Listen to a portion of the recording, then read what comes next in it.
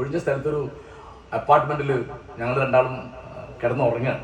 അപ്പൊ കുഞ്ഞോമ്മേന്റെ കൂടെ ഉറങ്ങാൻ വലിയ ബുദ്ധിമുട്ടാട്ടോ, ഭയങ്കര കൂർക്കം വലിയ.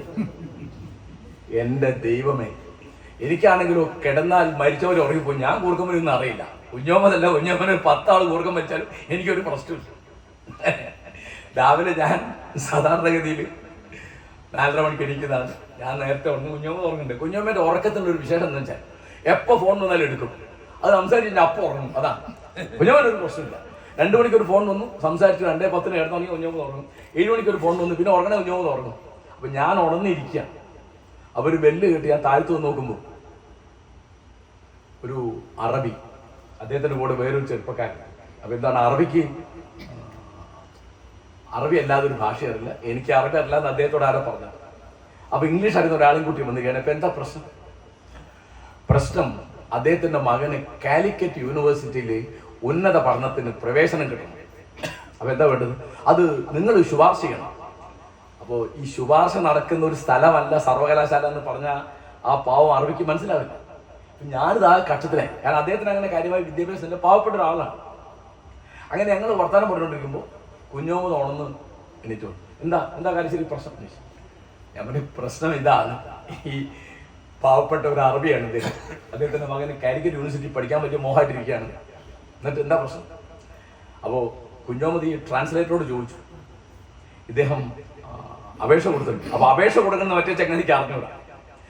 കുഞ്ഞോമത് ഉടനെ കോഴിക്കോട് ഓഫീസിൽ വിളിച്ചിട്ട് പറഞ്ഞു, കാലിക്കറ്റ് യൂണിവേഴ്സിറ്റി പോയിട്ട് അവിടെ MSc-ക്കാണ് ഫോം മേടിച്ച് അദ്ദേഹത്തിന്റെ അഡ്രസ്സിൽ അയക്കാൻ പറഞ്ഞു.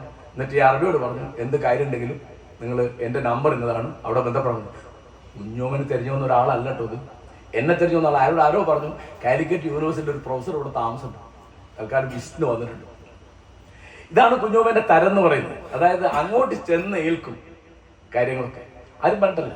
ഒരിക്കൽ സ്ഥിരമുള്ളതാണ്. ഞാനൊരു ഉദാഹരണം പറയാം. ഒരിക്കൽ ഞാൻ കോഴിക്കോട് റെയിൽവേ സ്റ്റേഷനിൽ ഞാൻ വണ്ടി ഇറങ്ങിയാൽ വരുമ്പോൾ കുഞ്ഞോമ, ശരി നിങ്ങൾ എവിടുന്ന്? ഞാൻ പറയാം തൃശ്ശൂർ, തിരുവനന്തപുരത്ത്. തിരുവനന്തപുരത്ത് നിങ്ങൾ വണ്ടി ഏത് കമ്പാർട്ട്മെന്റ്? എന്നെ ശരി, ഞാൻ മറ്റേ കമ്പാർട്ട്മെന്റ്. എന്നാ വാ, എങ്ങോട്ടാ പോകണം? ഞാൻ വീട്ടിലേക്കാണ്. വണ്ടി ഉണ്ടോ? വണ്ടി ഒന്നുമില്ല, ഞാൻ ബസ്സിന് പോകും. അല്ലല്ല, വാ കയറും. എന്താ? അല്ല ഒന്നുമില്ല, നമുക്ക് അവിടെ പോയിട്ട് ബ്രേക്ക്ഫാസ്റ്റ് കഴിച്ചു ഞാൻ നിങ്ങളെ കാറിൽ അവിടെ വിട്ടുതരാം. അവന് വേണ്ട റെസിപ്പി. അല്ല, നിങ്ങൾക്കിപ്പോൾ ബസ്സിന് പോകണ നേരം കൊണ്ട് അവിടെ എത്തും, നമുക്ക് ഒന്നിച്ചൊരു ബ്രേക്ക്ഫാസ്റ്റ് കഴിക്കാം. അപ്പോൾ എന്നോട് ഈ 2 ആളെ ഒന്ന് വിടണം. എവിടെ? അവരെ KSRTC ബസ് സ്റ്റേഷനിൽ വിടണം. ആരാന്നറിയില്ല, ഞാൻ ഇപ്പോൾ പരിചയപ്പെട്ട കുഞ്ഞോമ്മന്റെ സുഹൃത്തുക്കളൊന്നല്ല. തൊട്ട സീറ്റിൽ നാളെ പരിചയപ്പെടുത്താ പിന്നെ അവർക്ക് കാറിൽ ഞങ്ങൾ അവിടെ അവരെ KSRTC-യിൽ വിട്ടിട്ട് കുഞ്ഞോമ്മനെ വീട്ടിൽ പോയി ബ്രേക്ക്ഫാസ്റ്റ് ഒക്കെ കഴിച്ച് ഇന്നവിടെ ഇറങ്ങി. ഇങ്ങനെ ഈ ആളുകളുടെ സമ്പന്നത എന്ന് പറയുന്നത് മനുഷ്യീലനല്ല, അത് മനോഭാവത്തിൻ്റെതാണ്. അപ്പോൾ ഇപ്പോൾ ഒരു മിനിറ്റ് മുമ്പ് ഇവിടെ കുഞ്ഞാലിയാച്ചോട് ചോദിക്കുകയാണ്, കുഞ്ഞാലി പ്രതീക്ഷയ്ക്ക് ഞാൻ വല്ലതും തരുന്നുണ്ടോ? അപ്പോൾ കുഞ്ഞാലി പറഞ്ഞില്ല. എന്നാൽ ഞാൻ മാസം 1000 റുപ്യ തരാം എന്ന് പറഞ്ഞാൽ അപ്പം തന്നെ 1000 റുപ്യ എടുത്തു കൊടുത്തു. ഇനി എല്ലാ മാസവും ഞാൻ ഏർപ്പാടായിക്കോളാം. ഇത് കുഞ്ഞാലി ചോദിച്ചിട്ടില്ല അത്. അപ്പം ഇത് ഒരു മനോഭാവമാണ്. പിന്നെ കുഞ്ഞോമ്മൻ്റെ ഞാൻ കണ്ട ഏറ്റവും വലിയ വിശേഷം, അദ്ദേഹം മുസ്ലിം ലീഗുകാരനാണ്. ഞാൻ കാണുന്ന കാലത്തല്ല. അങ്ങനെ ഈ പുസ്തകത്തിൽ പറയുന്നുണ്ട്, അദ്ദേഹത്തിന്റെ സ്വഭാവം രൂപീകരിച്ച് പ്രധാനമായിട്ട് ഒരാൾ CH മുഹമ്മദ് കോയയാണ്. അതൊരു ചെറിയ ഭാഗ്യമല്ല. കാരണം അദ്ദേഹം വളരെ യോഗ്യനായ ഒരു പിതാവിന്റെ മകനായിട്ട് MKC അബുഹാജിയുടെ മോനായിട്ട് ജനിച്ചു വളർന്നു. അതിന്റെ കാര്യങ്ങളൊക്കെ പുസ്തകത്തിൽ പറയുന്നുണ്ട്. പിന്നെ വേറെ ഒരു യോഗ്യന്റെ മൊയ്തുഹാജിയുടെ മോളെ കെട്ടി. അങ്ങനെ പക്ഷേ അദ്ദേഹത്തിന്റെ മെന്റർ എന്ന് പറയുന്നത് CH മുഹമ്മദ് കോയ. അപ്പോൾ CH അദ്ദേഹത്തെ അടുത്തറിയുന്ന ആളുകൾക്ക് അറിയാം അദ്ദേഹത്തിൻ്റെ ഉദാരത, അദ്ദേഹത്തിൻ്റെ എല്ലാ ജാതി മത ഭേദമില്ലാതെ ആളുകളെ സ്നേഹിക്കുകയും സഹായിക്കുകയും ചെയ്യുന്നതിൻ്റെ രീതി, അത് ഒരുപടി ഉദാഹരണം പറയാനുണ്ട്. ഇപ്പം കോഴിക്കോട് ബസ് സ്റ്റാൻഡിലെ ഒരു തോട്ടിയോടുള്ള അദ്ദേഹത്തിൻ്റെ സ്നേഹബന്ധത്തിൻ്റെ കഥ അദ്ദേഹം പറഞ്ഞല്ലേ, വേറെ ആള് പറഞ്ഞു, ലേഖനം വായിച്ചു. ഒരു പാവപ്പെട്ട തോട്ടിയാണ്. അപ്പോൾ എൻ്റെ ഓർമ്മ ശരിയാണല്ലോ, ആ പേര് കുമാരൻ. CH ചായ കുടിക്കുക, അവിടെ വന്ന് ചായ കുടിക്കുക, 2 ചായ വാങ്ങിക്കൊണ്ടുവന്നു. എന്നിട്ട് അദ്ദേഹത്തിന്റെ ഇയാളുടെ തോട്ടിയുടെ കൂടെയാണ് CH ചായ കുടിക്കും. അപ്പോൾ മന്ത്രിയായപ്പോൾ അവിടെ പോലീസുകാർ കുമാരനെ തെരഞ്ഞ് അദ്ദേഹത്തിൻ്റെ വീട്ടിൽ പോയി. അപ്പോൾ പോലീസ് കണ്ടോ കുമാരൻ പുറകിലൂടെ ഇറങ്ങി ഓടി. കാരണം കുമാരൻ മഹാസാധുവായിട്ടൊന്നും അറിഞ്ഞോളാം, പോലീസ് തെരഞ്ഞു വരുന്നത് തൻ്റെ വീട്ടിൽ വരുന്നില്ല. അപ്പോൾ എന്താ മന്ത്രി പറഞ്ഞയച്ച എന്തിനാണ് കുമാരനെ വസ്ത്രമൊക്കെ വാങ്ങിക്കൊടുത്ത് അവിടെ അയക്കാൻ, അവിടെ തിരുവനന്തപുരത്ത്, എന്നിട്ട് അവിടെ ജോലി ആയി കൊടുത്ത വലിയ കഥയതൊക്കെ. പിന്നെ അയാൾ കല്യാണം കഴിച്ചിട്ട് പേരിടാൻ ഗുരുവായൂർ പോകണം. അമ്മയും ഭാര്യയൊക്കെ ആയിട്ട് ഇയാൾ പോവാണ്. പോകുന്ന വഴിക്ക് അപ്പോഴേക്ക് CH മരിച്ചുപോയി. അവിടെ നടക്കാവ് ഖബർസ്ഥാനിൽ ചെന്ന് CHന്റെ ഖബറിനടുത്തുനിന്ന് ആണ് കുമാരൻ കുട്ടിക്ക് പേരിടുന്നത്. പിന്നെ അവിടെ അപ്പോ CP കുഞ്ഞുമുഹമ്മദ് JDTയുടെ പ്രസിഡന്റായ സമയത്ത് ഒരു എന്നെ വിളിച്ചു, കാരശ്ശേരി ഞാനിങ്ങനെ ഇതിന്റെ പ്രസിഡന്റ്. ഞാൻ പറഞ്ഞു ഞാൻ കണ്ടിരുന്നു CP, ഞാൻ നിങ്ങൾക്കൊരു കത്തയച്ചു. ഓ കത്തയച്ചു. അപ്പോൾ നിങ്ങളുടെ ഉപദേശം നിർദ്ദേശം വിമർശനമൊക്കെ വേണം. ആയിക്കോട്ടെ. പിന്നെ വേറൊരു പ്രധാന കാര്യം കൊണ്ട് പറയാനുണ്ട്. അതായത് അനാഥനോ അഗതിയോ ആണ് എന്ന് നിങ്ങൾക്ക് ഉറപ്പുള്ള ആരായിക്കോട്ടെ, ജാതി മതം ഭാഷ ലിംഗം ഒന്നും പ്രശ്നമില്ല, അങ്ങോട്ട് പറഞ്ഞയച്ചു. ഇവിടെ അഡ്മിഷൻ ഉണ്ട്. അങ്ങനെ ഞാൻ ഇത്രയോ ആളെ പറഞ്ഞയച്ചിട്ടുണ്ട്, അതേ അഡ്മിഷൻ കൊടുത്തിട്ടുണ്ട്. പിന്നെ ഇതൊന്നും അല്ലാതെ അപ്പൊ ഈ പുസ്തകത്തിൽ പറയുന്നുണ്ട് ചില കാര്യങ്ങളൊക്കെ, എല്ലാ കാര്യങ്ങളും ഇതിനകത്തില്ല. അപ്പൊ അങ്ങനെ ഒരു ജാതിക്കും മതത്തിനും പാർട്ടിക്കും ഭാഷയ്ക്കും അതീതമായി മനുഷ്യനെ സ്നേഹിക്കുക, അവരോട് ഇടപഴകുക. അപ്പൊ ഞാൻ ഗാന്ധിയുടെ സെക്രട്ടറി അന്ന് ജീവിച്ചിരിപ്പുണ്ട്. മഹാത്മാഗാന്ധിയുടെ സെക്രട്ടറി പിന്നെ ഞാൻ പറയുന്നു, അദ്ദേഹത്തിന്റെ പേര് വെങ്കിട്ടറാം കല്യാണം. അദ്ദേഹത്തിന് അന്ന് 96 വയസ്സുണ്ട്. അപ്പൊ എൻ്റെ ഒരു സുഹൃത്ത് മുഖാന്തരം ഞാൻ അറിഞ്ഞു വെങ്കിട്ടറാം കല്യാണം ജീവിച്ചിരിപ്പുണ്ട്. എനിക്ക് അറിഞ്ഞൂടെ. ഞാൻ പറഞ്ഞു എനിക്ക് കല്യാണത്തെ ഒന്ന് കാണണം. അതിനാ ഒന്നുമില്ല, എനിക്ക് വെറുതെ സംസാരിക്കാൻ, അദ്ദേഹത്തിന് ഓർമ്മയുണ്ടെങ്കിൽ ആയിക്കോട്ടെ ഭാഷ എന്ന് പറഞ്ഞു. ഇയാൾ പരിചയപ്പെട്ടു. അപ്പൊ അതിൻ്റെ ഇടയ്ക്ക് എന്തോ കാര്യത്തിന് വിളിച്ചപ്പോൾ ഞാൻ പറഞ്ഞു CP അടുത്ത ആഴ്ച ഞാനിവിടെ ഇല്ല. എന്തേ? അപ്പൊ എന്തോ കാര്യം പറഞ്ഞു. ഞാൻ പറഞ്ഞു ഞാനിവിടെ ഇല്ല. ഇപ്പൊ നിങ്ങൾ എവിടെ പോകും? ഞാൻ മദ്രാസ് പോകും. എന്താ കാര്യം? നമ്മൾ ഇങ്ങനെ ഒരു കാര്യത്തിലാണ്. എത്ര ദിവസം എന്ന് അറിയില്ല, 2-3 ആഴ്ച, ചിലപ്പോൾ ഒരു മാസം.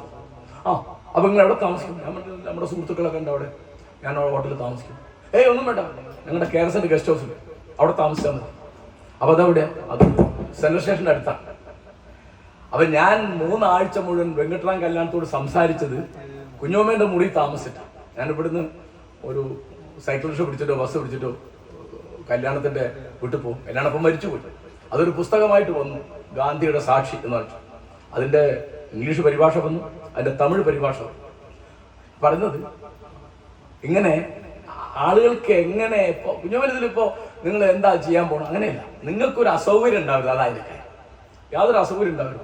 ഇപ്പോൾ ഒരിക്കൽ എൻ്റെ ഭാര്യയ്ക്ക് വളരെ കൊല്ലം മുമ്പ് അവളുടെ അനിയനൊരു വിസ അയച്ചു കൊടുത്തു, അവിടെ ദുബായ് ഫെസ്റ്റിന് ചെല്ലാൻ വേണ്ടിയിട്ട്. അപ്പോൾ ബോംബെയിൽ നിന്ന് ദുബായിലേക്ക് തിരിച്ചുള്ള ടിക്കറ്റൊക്കെ അയച്ചു. അങ്ങനെ അപ്പോൾ ഇവിടെ കൂടെ ഞാൻ പോവാണ്, ബോംബെ കാണുകയും ചെയ്യാം, അവിടെ കയറ്റി അയക്കുകയും ചെയ്യാമെന്ന് വിചാരിച്ചു. അപ്പോൾ എന്തോ ഇതുപോലെ വേറെ സംസാരിച്ചു. ഞാൻ പറഞ്ഞു ഞാനിങ്ങനെ ബോംബെക്ക് പോവാണ്. എന്താ കാര്യം? ഞാൻ പറഞ്ഞു ഇങ്ങനെയാണ്. അവിടെ താമസിക്കും. പിന്നെ അത് അവിടെയെങ്കിലും നമ്മുടെ സുഹൃത്തുക്കളൊക്കെ ഉണ്ട്. അല്ലല്ല, അവിടെ കെയർസിൻ്റെ ഒരു ഹോട്ടലുണ്ട്. ആ ഹോട്ടലിൻ്റെ പേര് ഖൈറസ്. കെയർസ് തന്നെ ചുരുക്കിയിട്ട് ഖൈറസ്. അവിടെ എൻ്റെ ഒരു മുറിയുണ്ട്. ഞാൻ ഇപ്പം തന്നെ വിളിച്ചു പോലെ നിങ്ങൾ അവിടെ താമസിക്കാം. അങ്ങനെ അവിടെ മുഹമ്മദിനോട് ഖൈറസ്. അപ്പോൾ ചെന്ന് നോക്കുന്നത് അവിടെ മുഴുവൻ ഈ ഒമാനിനൊക്കെ ഉള്ള അറബികളാണ്. അറബികളുടെ ഒരു സ്ഥാപനമാണ്. ഇവിടെ കോഴിക്കോട് ഒരുപാട് കാലത്ത് സിറ്റി ലോഡ്ജിൽ ഉണ്ടായിരുന്നല്ലോ അതേമാതിരി. ഇങ്ങനെ എപ്പോഴും ഞാനിപ്പോൾ എൻ്റെ അനുഭവം പറഞ്ഞു, ഇത് എൻ്റെ മാത്രം അനുഭവമല്ല, ഇങ്ങനെ എത്രയോ ആളുകളുടെ അനുഭവമാണിത്. അപ്പോൾ ഒരാൾക്ക് പഠിക്കണം. അപ്പോൾ കാലിന് വയ്യാത്ത വയനാട്ടുകാർ 2 കുട്ടികൾ അവിടെ. അപ്പോൾ കുഞ്ഞോളെ ഒരിക്കൽ എന്നെ കൊണ്ടുപോയി പരിചയപ്പെടുത്തി. അപ്പോൾ അവർക്ക് പഠിക്കാൻ, അവർക്ക് ജോലി കിട്ടാൻ ഒക്കെ അതിനൊന്നും രാഷ്ട്രീയ പാർട്ടിയുടെയോ ജാതിയുടെയോ മതത്തിൻ്റെ ഒന്നും യാതൊരു പരിഗണനയും അതിനകത്തില്ല. ഒരാൾ ആവശ്യക്കാരനാണോ എന്ന് മാത്രമേ ഉള്ളൂ. പിന്നെ ഇതൊന്നും കുഞ്ഞോമതൊന്നും തിരിച്ച് പ്രതീക്ഷിക്കുന്നില്ല. കുഞ്ഞോമത് എപ്പോഴെങ്കിലും ജീവിതത്തിൽ ഇത്രയും കൊല്ലത്തിനിടയ്ക്ക് എനിക്ക് പരിചയമില്ല, എനിക്ക് അറിഞ്ഞൂടാ ഒരാൾ കുഞ്ഞോമനോട് എന്തെങ്കിലും നന്ദികേട് കാണിച്ചു എന്ന് പറഞ്ഞു എന്തെങ്കിലും ഉപകാരം ചെയ്ത ആളുകൾക്കൊക്കെ അറിയാം തിരിച്ചു കിട്ടുന്നത് മിക്കവാറും ഉപദ്രവമായിരിക്കും. ഉറപ്പല്ലേ? കാരണം നമുക്കെതിരായിട്ട് എന്തെങ്കിലും അതെന്താ വെച്ചാൽ ആളുകൾക്ക് ഉപകാരം കിട്ടിക്കഴിഞ്ഞാൽ മിക്ക ആളുകൾക്കും വലിയ ഭാരം തോന്നും. ആ നന്ദി, ആ കടപ്പാട് പിന്നെ തീർക്കണ്ട. പിന്നെ ഇയാളെക്കെതിരായിട്ട് എന്തെങ്കിലും ഒന്ന് പറയുകയും ചെയ്താൽ അവർക്ക് തൃപ്തിയാവും. കുഞ്ഞോന്ന് ഒരിക്കലും ഞാൻ ഇന്നൊരു ഉപകാരം ചെയ്തിട്ട് ഒരാൾ എന്നെ ഇങ്ങനെ ഉപദ്രവിച്ചു ഉണ്ടാവുന്ന എനിക്ക് ഉറപ്പാണ്. കാരണം കുഞ്ഞോമ ചെയ്യേണ്ട ആയത്തിലൊന്നും ഉപകാരം എനിക്ക് ചെയ്യാൻ സാധിച്ചിട്ടുണ്ടാവുള്ളൂ. അത് ചെയ്തതിന് ഒരുമാതിരിയൊക്കെ എനിക്ക് കിട്ടിയിട്ടുണ്ട്. അതങ്ങനെയാണ്. അതിന്റെ കൊടുത്ത എല്ലാ ആളുകൾക്കും അറിയാം. അത് മനുഷ്യന്റെ ഈ കേട്ടോ ഭയങ്കരമാണത്, ഭയങ്കരമാണ്. നന്ദി എന്ന് പറയുന്നത് പ്രകൃതിയിലുള്ള ഒരു സാധനം. നായക്കതുണ്ട്, ആനയ്ക്കതുണ്ട്, പൂച്ചയ്ക്കതുണ്ട്, മിക്ക ജീവജാലങ്ങൾക്കും അതുണ്ട്. നമ്മൾ ചീത്തോടെയും പറയുന്നത് നന്ദിയില്ലാത്ത നായ അല്ലേ? നന്ദിയില്ലാത്തൊരു നായയില്ല, നന്ദിയില്ലാത്ത അമ്മക.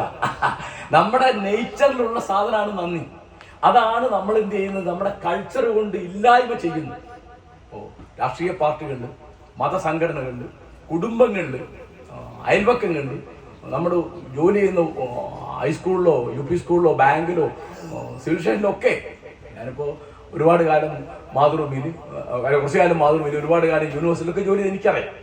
അങ്ങനെ നമ്മുടെ വിദ്യാർത്ഥികൾ, സഹപ്രവർത്തകരൊക്കെ അത് മനുഷ്യൻ്റെ അവൻ്റെ ഈ ഈഗോ എന്ന് പറയുന്നത്, അഹം, ഞാൻ എന്നുള്ള ഈ അഹമ്മതി, അതിൽ നിന്ന് ഒരിക്കലും നന്ദി എന്നുള്ളൊരു സാധനം, ഒരു പ്രയോഗം തന്നെയാണ് ഇംഗ്ലീഷിൽ താങ്ക്ലെസ്. ഇപ്പോൾ പത്രപ്രവർത്തനം ഒരു താങ്ക്ലെസ് ജോബാണ്. നന്ദി കിട്ടാത്തൊരു പണിയാണ്. എപ്പോഴും നമ്മളൊരാൾക്ക് എന്തെങ്കിലും ഒരു ഉപകാരം ചെയ്താൽ അത് അയാളുടെ യോഗ്യത കൊണ്ടാണ് എന്ന് വിചാരിക്കും. നമുക്ക് ചെയ്യാൻ പറ്റിയില്ലെങ്കിൽ അത് അവൻ മനഃപൂർവ്വം എനിക്ക് ചെയ്തു തന്നില്ല എന്ന് വിചാരിക്കുകയും ചെയ്യുന്നതാണ് മനുഷ്യന്റെ രീതി. അപ്പോൾ കുഞ്ചു മുഹമ്മദ് അങ്ങനെ ഒരു കേരള റോഡ്വേസിന്റെ 500 ശാഖ. അപ്പം ഞാൻ എല്ലാ കാര്യവും കുഞ്ഞുമോനോട് പറയും. എൻ്റെ മകൻ അലഹബാദിൽ, എൻ്റെ ചെറിയ മകൻ ഹാരിസ് അലഹബാദിൽ അവിടെ NIT പ്രവേശനം കിട്ടി പോവാൻ. അപ്പോൾ ഞാൻ കുഞ്ഞോമനെ വിളിച്ചു, അങ്ങനെ എൻ്റെ ചെറിയ മകൻ പോവാൻ. അപ്പം അവൻ ഒരുപാട് കാര്യങ്ങൾ കുഞ്ഞോമൻ ചെയ്തു കൊടുത്തിട്ടുണ്ട്. അവൻ്റെ പഠനത്തിനും പരിശീലനത്തിനും മറ്റിനൊക്കെ അവർ തമ്മിൽ വലിയൊരു ബന്ധമുണ്ട്. അപ്പോൾ ഞാൻ പറഞ്ഞു, അപ്പോൾ കുഞ്ഞോമൻ ഒരൊറ്റ ചിരിയാണ്. എന്താ കുഞ്ഞോമൻ, എന്താ സിപ്പിച്ചിരിക്കുന്നത്? ഒന്നുമില്ല കാര്യം, ശരി, ഞങ്ങൾക്ക് ബ്രാഞ്ച് ഇല്ലാത്ത ഒരേ ഒരു സ്ഥലമാണ് അലഹബാദ്. നിങ്ങളുടെ മകന് വേണ്ടി ഒരു സൗകര്യവും ഒരു ഉപകാരം ചെയ്യാൻ എനിക്ക് സാധിക്കില്ല. ഞങ്ങൾക്ക് അവിടെ മാത്രം ബ്രാഞ്ച് ഇല്ല. നിങ്ങളുടെ മകൻ എങ്ങനെ അവിടെ എത്തി? അപ്പൊ അവൻ ലണ്ടനിൽ പോകുമ്പോൾ ഞാൻ പറഞ്ഞിങ്ങനെ അപ്പൊ അവൻ അവിടെ ചെന്നിട്ടാണ് പിന്നെ വിളിക്കുന്നതൊക്കെ. അപ്പൊ അവിടെ ലണ്ടൻ ഉസ്മാൻ ഖാൻ എന്ന് പറഞ്ഞാൽ ഞങ്ങളുടെ ഒരു പൊതു സുഹൃത്തുണ്ട്. അപ്പോൾ ഉസ്മാൻക്കെ വിളിച്ചിട്ട് കുഞ്ഞോനോട് ചോദിച്ചു, കാരശ്ശേരിയുടെ മകൻ ഇവിടെ വന്നിട്ട് ഞാൻ അറിയാൻ 2 ആഴ്ച വൈകിപ്പോയത് എങ്ങനെ? അത്ര കുഞ്ഞോമ്മയോട് എന്നോടൊക്കെ ബന്ധമുള്ള ഒരാളാണ് ഉസ്മാൻ. അങ്ങനെ ഒരുപടി, കാരണം സൗഹൃദത്തെ വളരെ